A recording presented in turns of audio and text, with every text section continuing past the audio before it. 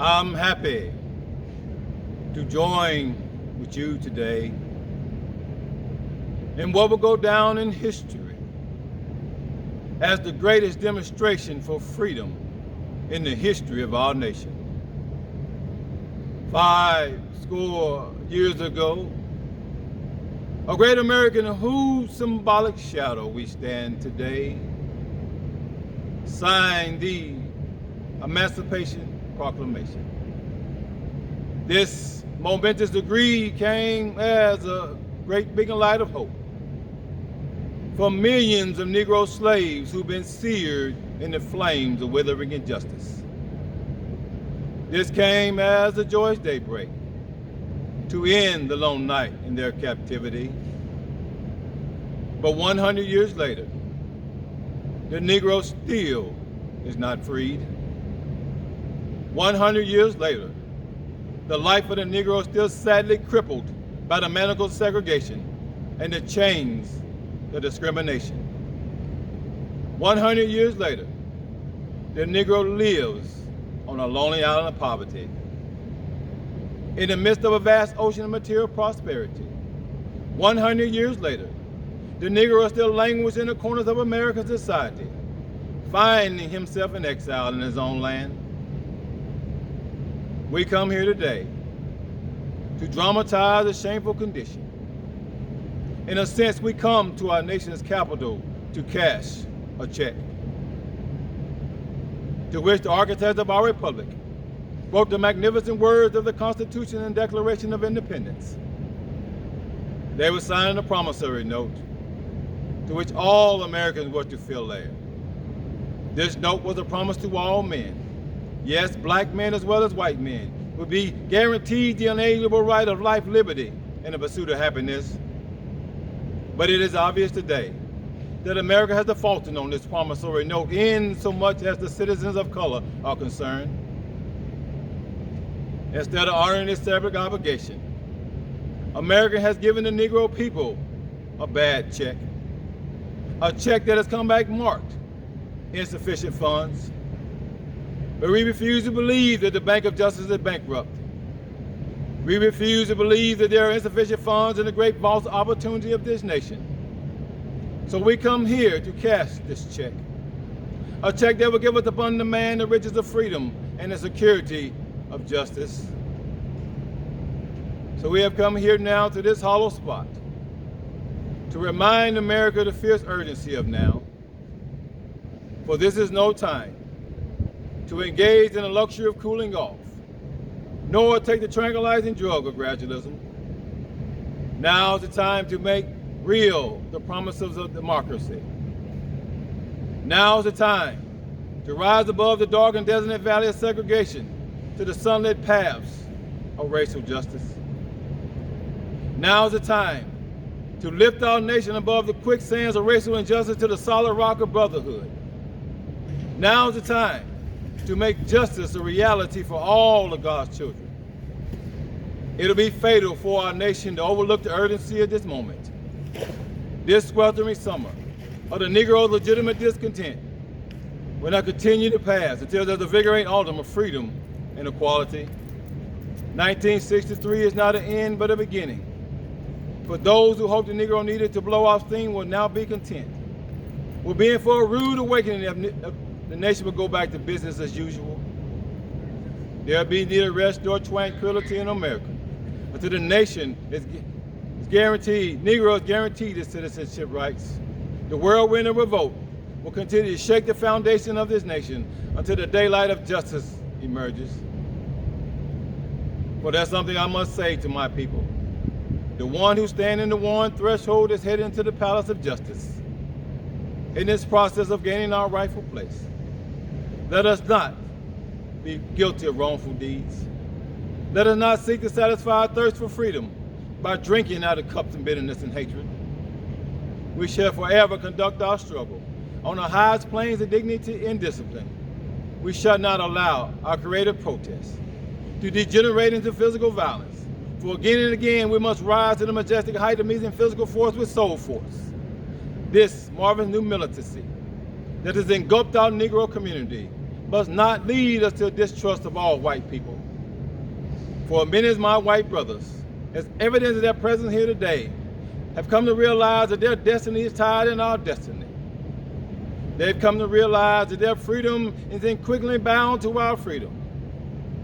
We cannot walk alone. And as we walk, we must make the pledge we will always march ahead. We cannot turn back. And for those who are asking the devotees of civil rights, when will you be satisfied?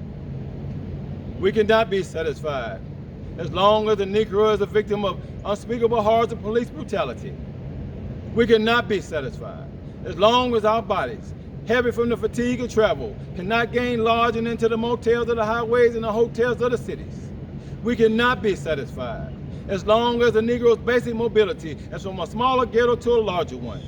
We cannot be satisfied as long as our children are robbed of their adulthood and stripped of their dignity with signs stating for whites only. We cannot be satisfied as long as the Negro of Mississippi cannot vote and the Negro in New York feels he has nothing to vote for. No, we cannot be satisfied, and we will not be satisfied as long as justice rolls down like waters and righteousness like the mighty streams. Now, I'm not unmindful that some of you have come here today from great trials and tribulations. Some of you have come from areas by which your quest for freedom has left you staggered by the storms of persecution and staggered by the winds of police brutality. You have become veterans of created suffering. So continue to work that faith. That unearned struggle is redemptive. So go back to Mississippi.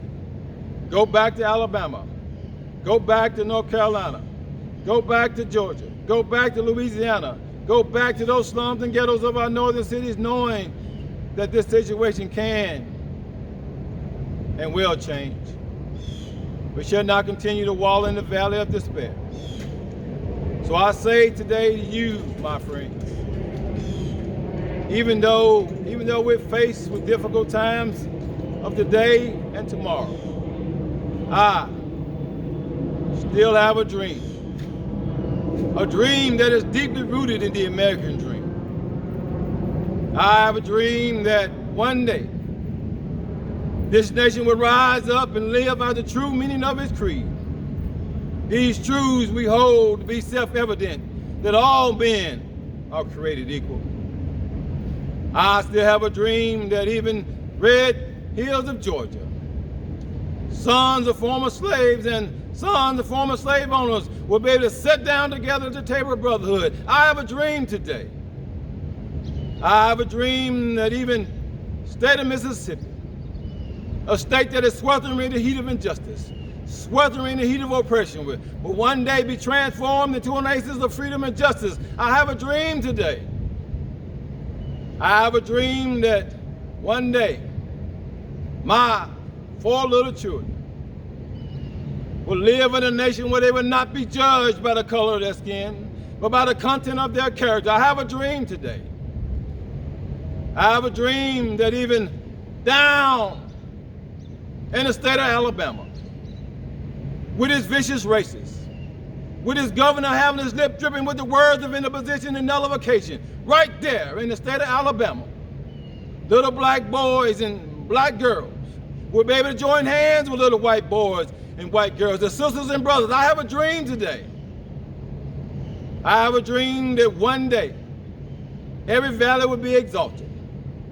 Every hill and mountain will be made low, the rough places will be made plain, and the glory of the Lord shall be revealed, and all of God's flesh will see it together.